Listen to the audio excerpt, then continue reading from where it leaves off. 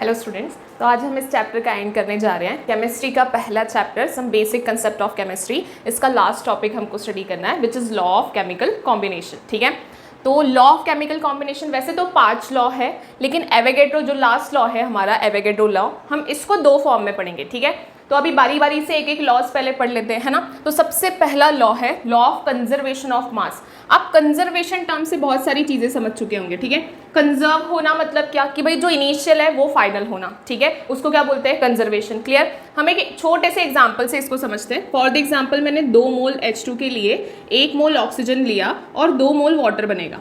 ठीक है, अब अगर मैं रिएक्टेंट का वेट कैलकुलेट करूं तो एक हाइड्रोजन का वेट 1 होता है, 4 का 4 हो जाएगा। ठीक है, तो 4 ग्राम हाइड्रोजन और एक ऑक्सीजन का वेट 16, 2 का 32 हो जाएगा। 32 ग्राम ऑक्सीजन मिलके कितना वाटर बना रहा है, तो एक वाटर का वेट हम प्रीवियस लेक्चर में वेट डिस्कस कर चुके, एक वाटर का वेट 18 होता है, 2 का 36 हो जाएगा।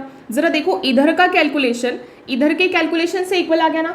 इसका मतलब क्या है, अगर रिएक्टेंट का वेट प्रोडक्ट के वेट के इक्वल है तो वो लॉ ऑफ कंजर्वेशन ऑफ मास है। ठीक है, तो law of conservation of mass क्या बोलता है, हमेशा हर किसी रिएक्शन में रिएक्टेंट का वेट प्रोडक्ट के वेट के इक्वल आएगा। ठीक है, that is a law of conservation of मास। किसने दिया, ये लेवोइजर ने दिया है। लेवोइजर नाम के साइंटिस्ट ने लॉ ऑफ कंजर्वेशन ऑफ मास दिया है, जिसके अकॉर्डिंग रिएक्टेंट का वेट हमेशा प्रोडक्ट के वेट के इक्वल रहेगा। ठीक है, यहाँ तक तो बात समझ में आई। अब एक छोटी सी चीज याद कर लो ताकि हमको ये क्वेश्चन अगर कॉम्पिटिटिव में भी आए इस पे क्वेश्चन तो हम कर सके। मेजरली आपको क्या पूछा जाएगा, क्योंकि ये तो बहुत इजी चीज है ना, ये थोड़ी आ सकती है। क्लियर, ये हमको बोर्ड में पूछी जा सकती है लेकिन कॉम्पिटिटिव में नहीं आएगी, है ना। भाई सभी को पता होता है कि भाई रिएक्टेंट का वेट प्रोडक्ट के वेट के इक्वल होना चाहिए, रिएक्शन बैलेंस होनी चाहिए, है ना। ये जो मास वाला टर्म है, ये जो कंजर्वेशन ऑफ मास है, ये किस पे एप्लीकेबल नहीं हो सकता, ये न्यूक्लियर रिएक्शंस पे एप्लीकेबल नहीं हो सकता। किस पे एप्लीकेबल नहीं हो सकता, न्यूक्लियर रिएक्शंस पे। ठीक है, तो law of conservation of mass Lavoisier ने दिया है। क्या बोलता है law of conservation of mass, reactant का वेट हमेशा प्रोडक्ट के वेट के इक्वल रहेगा। The weight of reactant is equal to weight of product. ठीक है, that is called law of conservation of mass. किस पे एप्लीकेबल नहीं होता, किस पे एप्लीकेबल नहीं होता, न्यूक्लियर रिएक्शंस पे एप्लीकेबल नहीं होता। ठीक है, तो ये हमने पहला लॉ खत्म किया। अब हम आते हैं दूसरे लॉ पे। दूसरा लॉ भी नाम से समझ में आ जाता है, law of definite proportion. Law of definite proportion. अब डिफाइनाइट मतलब फिक्स्ड, डिफाइनाइट मतलब क्या होता है, फिक्स्ड। ठीक है, फॉर द एग्जांपल इसको भी हम एक एग्जांपल से समझते हैं, वाटर। ठीक है, मैं वाटर को डिफरेंट सोर्स से ले रही हूँ। फॉर द एग्जांपल मैंने टैप वाटर लिया, ठीक है, रिवर लिया, रिवर वाटर लिया, देन सी वाटर लिया, है ना, पॉन्ड वाटर लिया।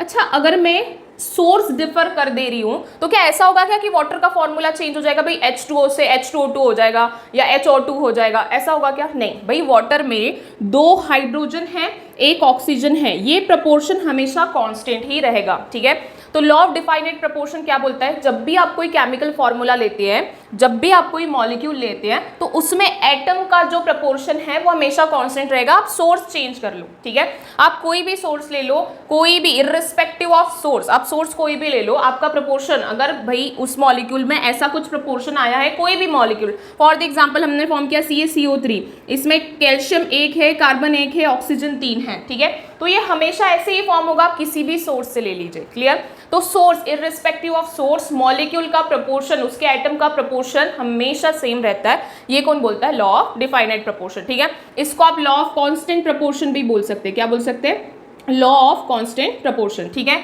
जिसका मतलब क्या है, इर्रिस्पेक्टिव ऑफ सोर्स आप कहीं से भी अपना मॉलिक्यूल पिकअप कर लीजिए, उसका जो रेशो है, एटम्स का जो रेशो है वो हमेशा डिफाइनाइट रहेगा, हमेशा कांस्टेंट रहेगा। ठीक है, that is called law of definite proportion. Clear. अब जो मोस्ट इंपॉर्टेंट लॉ आ रहा है, कॉम्पिटिटिव भी और हमारे बोर्ड पॉइंट ऑफ व्यू भी, वो है लॉ ऑफ मल्टीपल प्रपोर्शन। ठीक है, बहुत ज़रूरी लॉ है ये, बहुत इंपॉर्टेंट लॉ है, क्योंकि नाम से नहीं समझ में आ रहा। ये 2 लॉज आपने नाम से समझ लिए थे, ये 2 आपको नहीं समझेंगे नाम से। ठीक है, तो हम आते हैं लॉ ऑफ मल्टीपल प्रपोर्शन क्या बोलता है ना, इसको भी एक एग्जाम्पल से समझते हैं। मैंने लिया वाटर और एक लिया हाइड्रोजन परऑक्साइड, H2O2 को क्या बोलते हैं, हाइड्रोजन परऑक्साइड। जब भी आपको, जैसे फॉर द एग्जाम्पल H2O2 मैं ऐसे बनाऊंगी, इस ये जो लिंकेज होती है ना बेटा, इसको बोलते हैं परऑक्साइड लिंकेज। क्या बोलते हैं, परऑक्साइड। ठीक है, तो H2O2 is called hydrogen peroxide, क्योंकि उसके साथ हाइड्रोजन लगे, राइट। तो एक एग्जांपल ले लेते हैं, एक और एग्जांपल ले लेते हैं, NO2 और N2O5, ठीक है, या NO3 समथिंग। क्लियर। ठीक है, तो क्या आता है इसमें, भाई लॉ ऑफ मल्टीपल प्रोपोर्शन क्या बोलता है, सबसे पहले दिया किसने, डाल्टन। ठीक है, इंपॉर्टेंट लॉ है तो इसलिए पता होना चाहिए भाई दिया किसने, क्लियर। ये लॉ क्या बोल रहा है, जब भी आप सेम एलिमेंट्स का सेम एटम का यूज करके दो या दो से ज्यादा कंपाउंड्स फॉर्म कर लेते हैं। फॉर एग्जांपल क्या बोल रहे हो, नहीं समझ में आ रहा है ना, देखते हैं। यहाँ पे भी हाइड्रोजन और ऑक्सीजन है, यहाँ पे भी हाइड्रोजन और ऑक्सीजन है, ठीक है, सेम एटम्स हो गए, सेम एटम्स हो गए। जब भी आप, अभी एक एग्जांपल देख लेते हैं देन सेकंड देखेंगे। जब भी आप दो एटम, दो सेम एटम को यूज करके दो या दो से ज्यादा कंपाउंड फॉर्म करोगे, ठीक है। अभी तो मैंने दो फॉर्म किए, इससे ज्यादा भी हो सकते हैं, जैसे कार्बन मोनोऑक्साइड, कार्बन डाइऑक्साइड, है ना, nitrogen monoxide, nitrogen dioxide, clear. तो हम बहुत सारे एग्जाम्पल, नाइट्रोजन ट्राइऑक्साइड, बहुत सारे एग्जाम्पल ले सकते हैं, क्लियर। तो अभी क्या बोल रहे हैं, जब भी आप दो एटम्स लेते हैं और उससे दो या दो से ज्यादा कंपाउंड फॉर्म करते हैं, एक एटम का वेट दोनों कंपाउंड में सेम रहेगा और दूसरे का सिंपल रेशो में आएगा। क्या बोल रहे हैं, नहीं समझा। ये भी हाइड्रोजन और ऑक्सीजन से बना था, इतना समझा। इसमें भी दो एलिमेंट है ना, इसमें भी वही दो एलिमेंट है, हाइड्रोजन और ऑक्सीजन, क्लियर। यहाँ पे कितने हाइड्रोजन है, दो हाइड्रोजन है मैम, है ना। नीचे भी कितने हाइड्रोजन है, दो हाइड्रोजन है मैम, क्लियर। ऊपर कितने, एक ऑक्सीजन है, नीचे कितने, दो ऑक्सीजन है ना। अब जरा ये दो हाइड्रोजन का वेट दो रहेगा, यहाँ पे भी ये दो हाइड्रोजन है, इसका वेट दो रहेगा। यहाँ पे एक ही ऑक्सीजन है, वेट 16 आ जाएगा। यहाँ पे दो ऑक्सीजन है, वेट 32 आ जाएगा। तुम मुझे बताओ, यहाँ पे भी 2 ग्राम हाइड्रोजन है और नीचे वाले में भी 2 ग्राम हाइड्रोजन है, ठीक है। जबकि जो ऑक्सीजन है 16 1 जा 16, 16 2 जा 32, एक सिंपल रेशियो में आ गया है, ठीक है। तो लॉ ऑफ मल्टीपल प्रोपोर्शन क्या बोलता है, जब भी आप किसी दो एलिमेंट को यूज करके दो या दो से ज्यादा कंपाउंड फॉर्म करते हो तो एक का वेट हमेशा सेम रहेगा, एक का वेट हमेशा सेम रहेगा और दूसरे का कांस्टेंट रेशियो में रहेगा या फिर सिंपल प्रोपोर्शन में रहेगा। क्लियर हो गई बातें, ठीक है। तो बहुत इंपॉर्टेंट लॉ है, इसके अकॉर्डिंग हम इसकी एप्लीकेशन क्या कर सकते हैं। तो अगर आपको ये चीज़ पता है लॉ ऑफ मल्टीपल प्रोपोर्शन क्या होता है, अगर आपके पास कोई भी कंपाउंड दिए हैं तो आप दूसरे कंपाउंड के एटॉमिक वेट फाइंड कर सकते हैं, क्लियर। क्योंकि आपको पता है भाई एक का वेट तो पहले वाले, एक एटम का वेट पहले वाले एटम के इक्वल रहेगा, ठीक है, और दूसरे का सिंपल रेशियो में रहेगा, तो आप इजीली दूसरे एटम का वेट कैलकुलेट कर लेंगे, ठीक है। कॉपर ऑक्साइड, डाइकॉपर ऑक्साइड, ठीक है, CO CO2O, ये रैंडम बहुत आने वाला क्वेश्चन है, ठीक है। तो इसको भी हम इसी से सॉल्व करते हैं, क्लियर। तो क्या बोलता है लॉ ऑफ मल्टीपल प्रोपोर्शन, जब भी आप दो एलिमेंट को लेते हो, दो या दो से ज्यादा कंपाउंड फॉर्म करते हो, तो एक का वेट, एक एलिमेंट का वेट सेम रहेगा और दूसरे का सिंपल रेशियो में रहेगा, ठीक है। Whenever you took two elements, the ratio of one element should be simple ratio and other element, the weight of other element should be same, ठीक है। जब भी आप दो एलिमेंट लेके दो या दो से ज्यादा कंपाउंड बनाओगे, एक एलिमेंट का वेट सेम रहेगा और दूसरे का सिंपल रेशियो में रहेगा। क्लियर हो गई बात, ठीक है। तो हमने एग्जांपल से भी क्लियर किया, H2O और H2O2, इसमें H2 सेम है, ऑक्सीजन का सिंपल रेशियो में आए, यही है law of multiple proportion, clear, ठीक है। अब आते हैं एवोगैड्रो लॉ पे, क्लियर। आई थिंक ये लॉ अच्छे से क्लियर हुआ होगा, ये बहुत जरूरी है, हम इसके क्वेश्चंस भी करेंगे, ठीक है। तो अभी आते हैं एवोगैड्रो लॉ पे। एवोगैड्रो लॉ किसके लिए है, सबसे पहले तो ये गैसेस पे एप्लीकेबल है ओनली, ठीक है। किस पे एप्लीकेबल है, गैसेस पे, क्लियर। क्या बोलता है एवोगैड्रो, अगर आपने सेम टेम्परेचर और प्रेशर पे इक्वल नंबर ऑफ मोल लिए हैं गैसेस के, इक्वल नंबर ऑफ मोल लिए हैं गैसेस के, तो उसका वॉल्यूम भी सेम हो जाएगा, उसका वॉल्यूम भी क्या हो जाएगा, सेम। क्या बोल रहे हो, नहीं समझ में आ रहा। फॉर एग्जाम्पल मैंने N2 लिया, 1 मोल ही लिया, ठीक है। H2 लिया, 1 मोल लिया, ऑक्सीजन लिया, 1 मोल लिया, ठीक है। और सारा मैंने सेम टेम्परेचर प्रेशर पे लिया, भाई N2 H2O2 ये सबको मैंने सेम टेम्परेचर प्रेशर पे लिया है, ठीक है। अब हमको पता है, हमने जब मोल कंसेप्ट पढ़ा था, हमको ये चीज़ पता है भाई एक मोल में 6.02 × 10⁻23 मॉलिक्यूल्स होते हैं एंड एक मोल में 22.4 लीटर वॉल्यूम होता है, ठीक है। तो यहाँ पे अगर मैं देखूँ तो एक मोल में कितना वॉल्यूम होगा भाई। अब ये नहीं समझ में आ रहा भाई, इसकी तो कोई जरूरत ही नहीं है कि N2 लिया है, H2 लिया है, O2 लिया है, एक मोल लिया ना, गैस एक मोल लिया तो उसका वॉल्यूम 22.4 लीटर आएगा। आपको फर्क नहीं पड़ता आपने क्या लिया है, अगर आपने सेम टेम्परेचर प्रेशर पे रखा और एक ही मोल लिया है तो भाई उसका वॉल्यूम 22.4, इसका भी वॉल्यूम 22.4, इसका भी वॉल्यूम 22.4 लीटर। क्लियर हो गई बातें, ठीक है। तो क्या बोला है एवोगैड्रो ने, पहले तो ये गैसेस के लिए है, क्लियर। दूसरा सेम टेम्परेचर प्रेशर पे लेना है, सेम टेम्परेचर प्रेशर पे अगर आपने सारी गैसेस के मोल सेम लिए हैं तो उनका वॉल्यूम भी सेम हो जाएगा। मैंने सबके एक मोल लिए थे, सबका वॉल्यूम 22.4 हो गया, ठीक है।